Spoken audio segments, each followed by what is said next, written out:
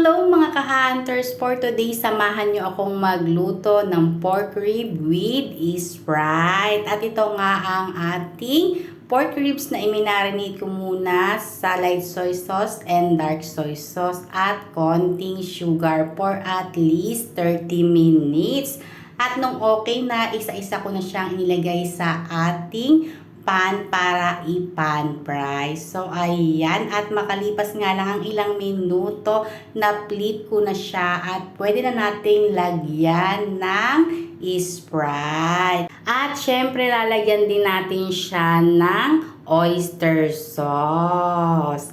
Haluin lang natin para maging equal yung taste niya. At pag okay na, hayaan lang natin siyang mag-boil at least 1 hour hanggang maging soft na yung ating meat at maging thick ang ating sauce katulad nito.